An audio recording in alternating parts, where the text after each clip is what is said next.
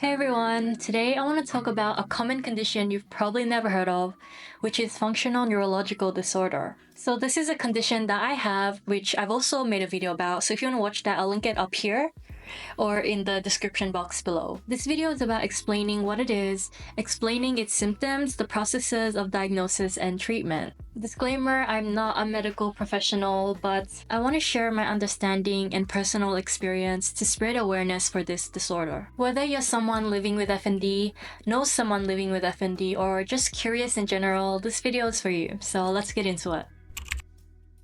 Functional Neurological Disorder, or FND for short, is a condition where the brain and nervous system fails to send or receive signals properly to each other. Just like a computer or a phone, you can see that there's no structural damage on the outside, but if you were to log into the system, you may find that it'll shut down or glitch, and that's pretty much what's happening in my brain.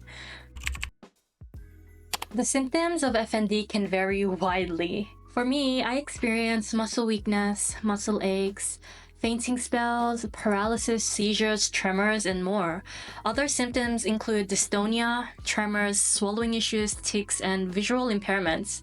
There's also the invisible struggles, the brain fog, the sensory overload, and the constant battle against fatigue.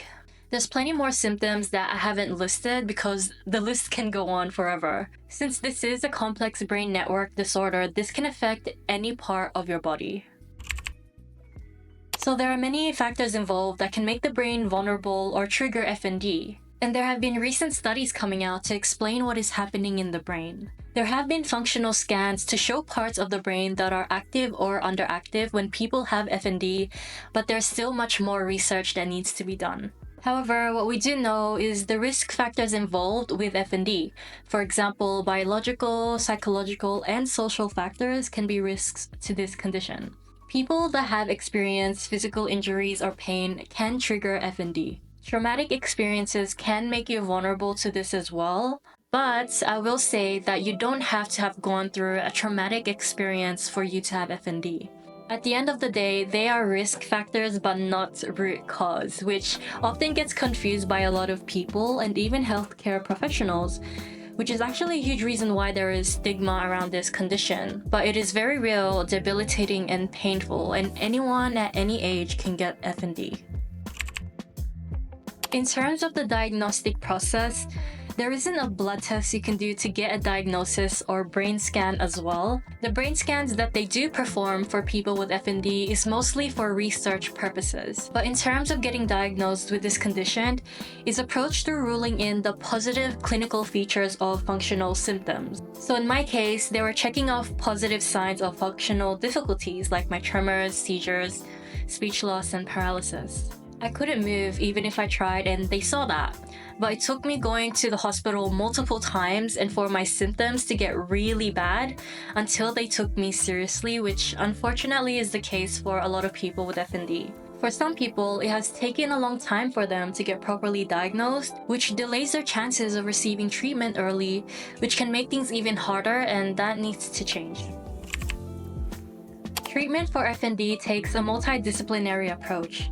There isn't a specific pill or medicine you can take to cure you, and treatment usually involves a way of rewiring the neural pathways in your brain and managing or improving your symptoms. So for me, I went through occupational therapy, physiotherapy, exercise physiotherapy, and seeing a neuropsychologist. There is also speech and language therapy. If you experience muscle aches or pains, hydrotherapy could be another one. I've also been encouraged by my neuropsychologist to just take general good care of my brain health and even my entire lifestyle, which includes better sleep habits, exercising but pacing it, and activities to improve my mental health like mindfulness or creativity. I also use mobility aids to help with my energy levels and to improve my independence. Some days I need it and other days I don't need it at all, so it's very unpredictable.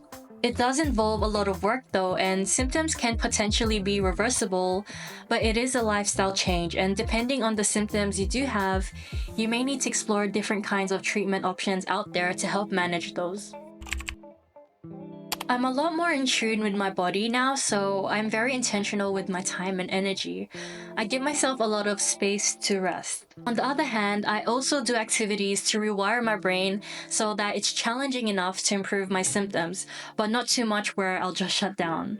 I also practice a lot of nervous system regulation each day, so things like mindfulness, breath work, or even using cold exposure. So for example, when I feel a seizure coming up, I'll put something ice cold on my neck or on my pressure points to help me soothe my nervous system. I also don't put that pressure on myself to be perfect or to heal straight away. I just allow myself to go through the motions of it. I try to be as present as possible. I think before I felt this immense pressure to be a certain way or to be perfect or to recover quickly, and that's because I can understand the intentions of other people. They care for me, they want to see me get better, and sometimes placing that pressure on yourself can make things worse, which is what happened to me, and resisting that a lot. But now I just try to be present, to just go through the motions of FND, because it's very unpredictable, and being gracious enough to allow yourself go through those motions, because it's not easy. I also try the best I can with what I have and with what I can do. Trying your best doesn't mean going to do super marathons or like doing something exceptional.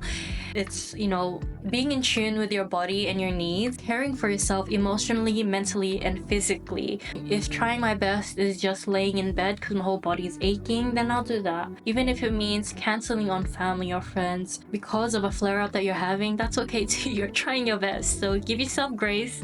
I understand how hard it is, but I'm proud of you if you do have FND or any kind of chronic illness. It isn't easy. Like I said, we're trying our best, and that's all that matters. I hope this video was helpful for you guys, and I'll see you next time. Bye!